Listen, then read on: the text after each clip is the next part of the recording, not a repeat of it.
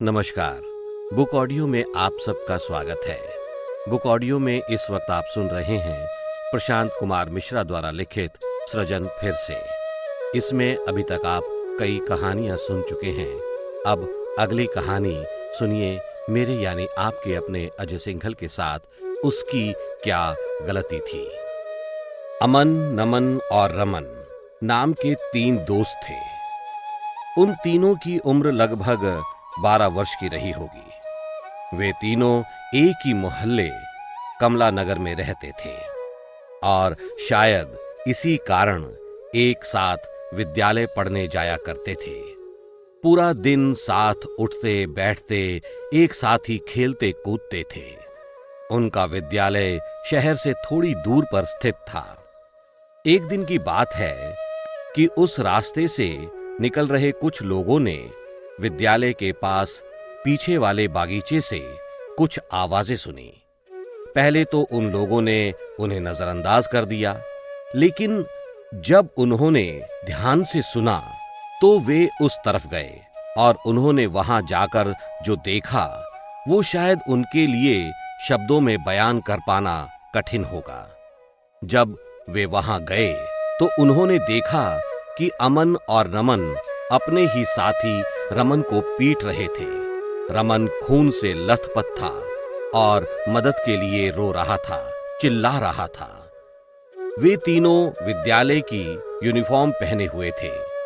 इसका यही मतलब हुआ कि वे या तो विद्यालय से ही आए थे या फिर घर से निकलने के बाद विद्यालय में पहुंचे ही नहीं। जब नमन और अमन ने लोगों को आता देखा तो वे दोनों वहां से भाग गए। लोगों ने तुरंत ही विद्यालय परिवार को सूचना दी और तुरंत ही रमन को इलाज के लिए एक हॉस्पिटल में भर्ती कराया गया।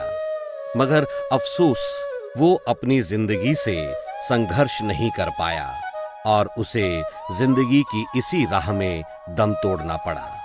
चिकित्सकों ने अपनी काफी जांच पड़ताल के बाद पता लगाया कि रमन पर किसी नुकीली चीज से हमला किया गया।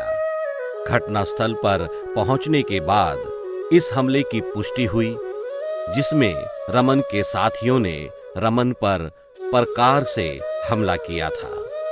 धीरे धीरे इस झगड़े की वजह भी मालूम हुई।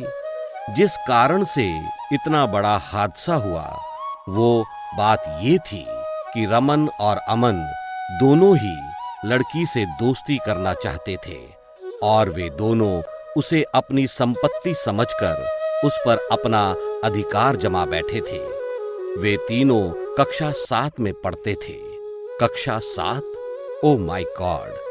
कक्षा 7 के बच्चों में किसी भी लड़की को लेकर इतनी बड़ी सोच आखिर आई तो आई कहां से, जिससे अपने ही दोस्त के दुश्मन बन उसकी जान ले बैठे।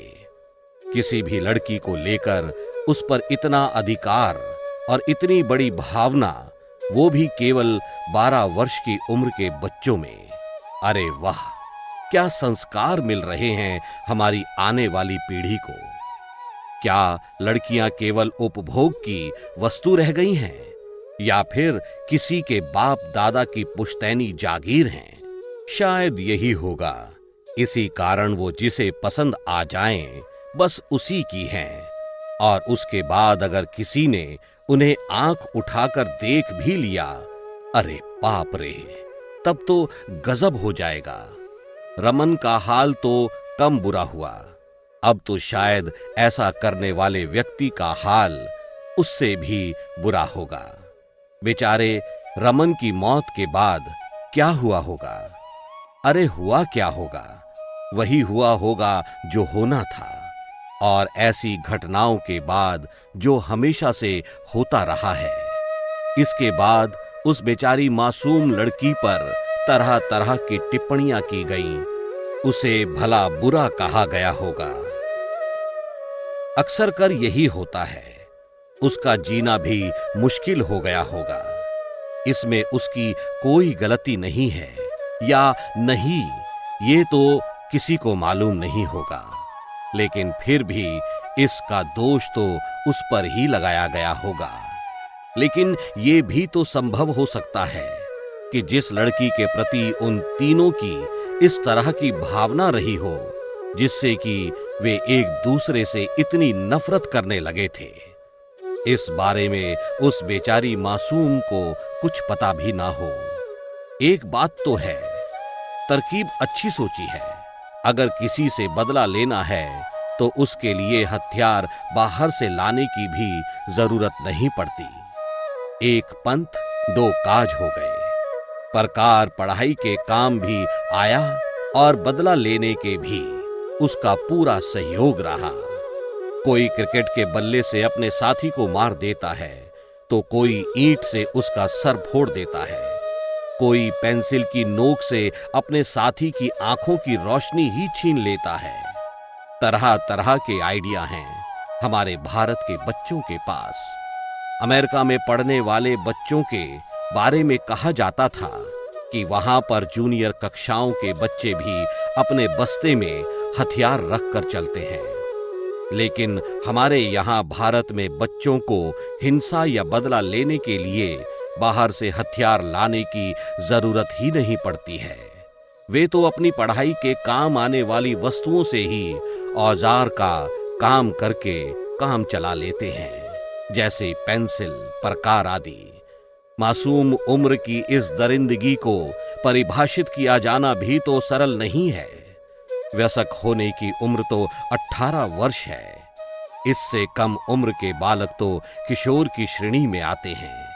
पिछले दिनों सरकार ने जुवेनाइल जस्टिस एक्ट में बदलाव भी सिर्फ इसी कारण से किया था कि किशोरों में अब लगातार अपराधों की संख्या बढ़ रही है और भी बड़े से बड़ा अपराध करने के बाद भी वो बच निकलते हैं।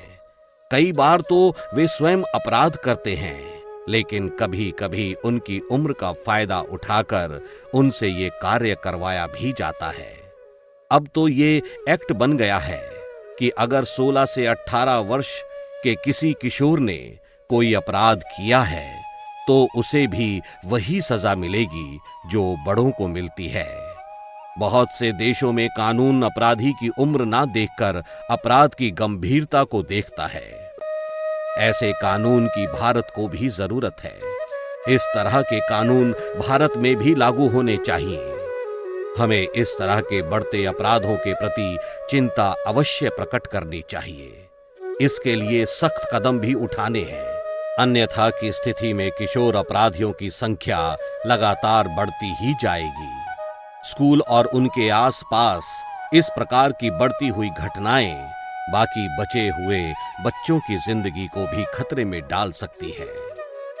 इसके लिए समाज में फैली परिस्थितियों से लड़ो, तभी सफलता हासिल हो सकेगी। हमें उनसे डरकर भागना नहीं है।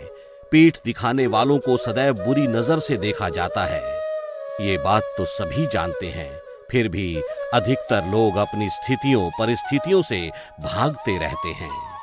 सच्चा नायक तो वो है जो तूफान को अपने आगे घुटने टेकने पर मजबूर कर दे, बल्कि वो नहीं है जो खुद तूफान के आगे घुटने टेककर असफलता स्वीकार कर ले। जो नायक होता है उसके हिस्से में जरूरी नहीं कि हमेशा जीत ही आती रहे। जीत के साथ साथ उसे हार का भी सामना करना पड़ता है, लेकिन उसके लिए सबसे अहम बात ये होती है कि उसने परिस्थितियों से विचलित ना होकर उनका सामना किया है, ना कि पीठ दिखाकर भागा है। उसने नकारने लायक पहलुओं को नकारा है, परंतु वो टूटा नहीं है। उसने अपनी पराजय का भी सामना किया है और पराजय के बाद भी सफलता की आशा में दृढ़ता से निश्चय करके संकल्पित होकर अपने संघर्ष को जारी रखा है। अगर सफलता का पैमाना केवल जीत ही है तो ऐसा कोई भी नहीं है जिसे पराजय का सामना ना करना पड़ा हो। यहाँ तक कि ना तो नेपोलियन और ना ही सिकंदर अपने अंतिम लक्ष्य को प्राप्त करने में कामयाब रहे। न महात्मा गांधी ना ही गौतम बुद्ध अपनी सोच की दुनिया बना पाए, लेकिन वे परिस्थितियों से भागे भी नहीं। जब कुछ कहना चाहो तो कोई ऐसा माध्यम चुनो जो आपकी बात को सुने और समझे। हमें तो केवल किसी भी तरह सही मार्ग पर चलकर अपनी मंजिल तक पहुंचना है, लेकिन ना भागने का मतलब है कि टिके रहना, और टिके रहने का अर्थ ये नहीं है कि आप अपनी नई भूमिका में आने से बचें। विजेता परिस्थितियों से डरकर कभी भी भागते नहीं हैं। उन्हें ये बात अच्छी तरह से पता है कि कब किस चीज को पकड़ना है और कब इकट्ठा करना है। हमें एक विजेता की तरह बनकर सोचना होगा। हमारा लक्ष्य एक होना चाहिए, मगर एक रास्ते को छोड़कर दूसरे सही रास्ते को अपनाने में हमें कोई परेशानी नहीं होनी चाहिए। किसी भी चीज को छोड़ने का मतलब भागना नहीं है, बशर्ते आप उससे भी बेहतर वस्तु को थाम रहे हो। हम समय के अनुसार परिस्थितियों से लड़ने में उस्ताद रहें, लेकिन उन परिस्थितियों से घबराकर भागे नहीं। अभी आप सुन रहे थे प्रशांत कुमार मिश्रा द्वारा लिखित सृजन फिर से में उसकी क्या गलती थी, आपके अपने अजय सिंघल के साथ। हमारी अगली कहानी भी अवश्य सुनिएगा।